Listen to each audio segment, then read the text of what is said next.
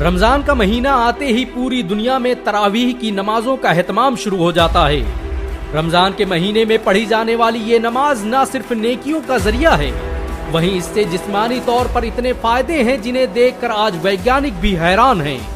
तरावीह की नमाज न सिर्फ हमारे जिस्म में मौजूद एक्स्ट्रा एनर्जी और कैलोरी को खत्म करती है, बल्कि इससे डिप्रेशन, एंजाइटी और तमाम तरह की बीमारियों की होने की संभावनाएं भी कम हो जाती हैं।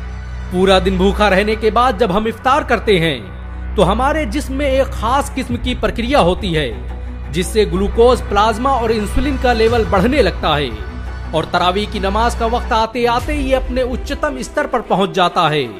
प्लाज्मा और इंसुलिन के लेवल के बढ़ने से जिस्म में शुगर की मात्रा तेजी से बढ़ती है और यही वो वक्त होता है जब तरावीह की नमाज अपना चमत्कार दिखाना शुरू करती है।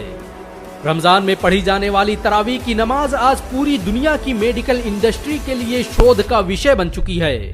वैज्ञानिक हैरान है कि इफ्तारी के बाद अदा की जाने वाली इस नमाज की इतनी सटीक टाइमिंग कैसे तय की गई, क्योंकि ये न सिर्फ इंसान की मेटाबॉलिक हेल्थ को सुधारती है, बल्कि इससे इतने फायदे हैं कि उन्हें किसी एक किताब में बयान नहीं किया जा सकता।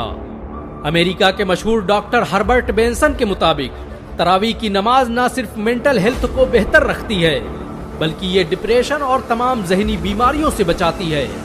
उन्होंने कहा कि कुरान की आयतों के दोहराने से न सिर्फ हाफिजा मजबूत होता है, बल्कि ये दिमागी सुकून के लिए असरदार है। उन्होंने इस प्रक्रिया को रिलैक्सेशन रिस्पॉन्स का नाम दिया। डॉक्टर हर्बर्ट बेंसन अमेरिका की हार्वर्ड यूनिवर्सिटी के सबसे बेहतरीन शोधकर्ताओं में से थे। उनकी लिखी किताबें आज पूरी मेडिकल इंडस्ट्री में पढ़ी जाती हैं। डॉक्टर बेंसन ने तो यहाँ तक कह दिया कि अल्लाह के जिक्र से ज्यादा कोई चीज दिमाग को सुकून नहीं पहुंचा सकती। वो दुनिया के पहले वैज्ञानिक थे जिन्होंने साबित किया कि कैसे नमाज, रोजा और इबादत के जरिए बीमारियों को ठीक किया जा सकता है।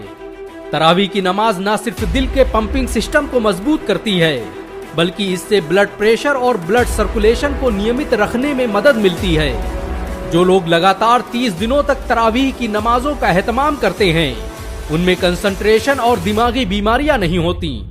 तरावीह की नमाज में लगातार रुकू और सजदा करने की वजह से हमारे शरीर में ब्लड सर्कुलेशन बढ़ जाता है, जिससे जिस्म के उन हिस्सों में भी खून पहुंचता है जहां पर आम हालत में नहीं पहुंच पाता। यही वजह है कि आज दुनिया में बहुत से लोग अपनी बीमारियों को ठीक करने के लिए नमाज पढ़ रहे हैं। नमाज पढ़ने की हर एक पोजीशन में वर्कआउट और सेहत का राज छुपा हुआ है। वैज्ञानिकों की माने तो लगातार 20 रकातों में रुकू और सजदा करने से न सिर्फ पीठ की मांसपेशियां फ्लेक्सिबल होती हैं, बल्कि इससे पाचन तंत्र भी मजबूत होता है। तरावीह की नमाज इबादत के साथ मेडिटेशन का सबसे बेहतरीन जरिया है। वैज्ञानिकों द्वारा किए गए शोध के मुताबिक तरावीह की नमाज उम्र दराज और बूढ़े लोगों की मसल्स को मजबूती प्रदान करती है। इस नमाज के दौरान हमारे जिस्म से ऐसे हार्मोन्स रिलीज होते हैं जो हमारी याददाश्त को मजबूत करने का काम करते हैं। आमतौर पर जैसे जैसे लोगों की उम्र बढ़ती है, लोगों की फिजिकल एक्टिविटी में कमी महसूस होती रहती है, जिसकी वजह से उनकी हड्डियां काफी कमजोर और पतली हो जाती हैं। तरावीह की नमाज न सिर्फ हड्डियों को मजबूत करती है, बल्कि इससे नसों और जोड़ों में होने वाली तमाम बीमारियों से निजात मिल जाती है। तरावीह की नमाज के दौरान हमारे जिस्म में एक खास किस्म की प्रक्रिया होती है जिसे नाम दिया गया है ग्लाइकोजेनोलिसिस का। ये एक ऐसी प्रक्रिया है जिसमें नमाज के दौरान जिस्म की मांसपेशियों पर दबाव पड़ने की वजह से उसमें एक खास प्रकार की ऊर्जा निकलती है जो शरीर को स्वस्थ रखने में बड़ी भूमिका निभाती है।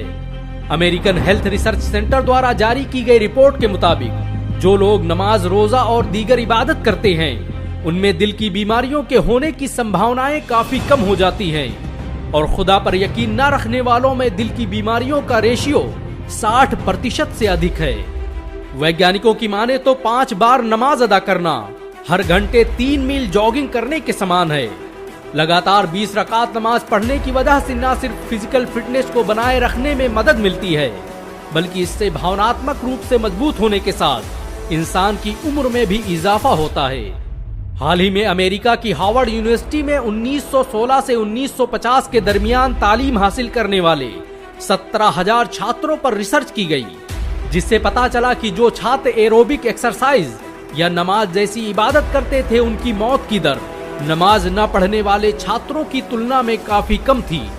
दुनिया भर के वैज्ञानिक आज सांस से संबंधित बीमारियों से बचने और रेस्पिरेटरी सिस्टम को मजबूत बनाने के लिए रुकू और सजदा जैसी एक्सरसाइज बता रहे हैं, लेकिन इस्लाम ने इबादत के रूप में ही सदियों पहले पूरी इंसानियत को तरावीह की शक्ल में एक ऐसा तोहफा दे दिया था जिससे आज सैकड़ों बीमारियों से बचा जा सकता है। बढ़ती उम्र के साथ हमारे शरीर में इंसुलिन का लेवल कम होने लगता है, लेकिन जब हम तरावीह की नमाज पढ़ते हैं तो उसमें होने वाली रासायनिक प्रक्रिया से हमारे शरीर को इंसुलिन लेवल को बराबर रखने में मदद मिलती है, जिससे हम हाइपरग्लिकेमिया जैसी बीमारियों से बच जाते हैं। हाइपरग्लिकेमिया एक खास प्रकार की बीमारी है जिससे किडनी के फेल होने का खतरा रहता है।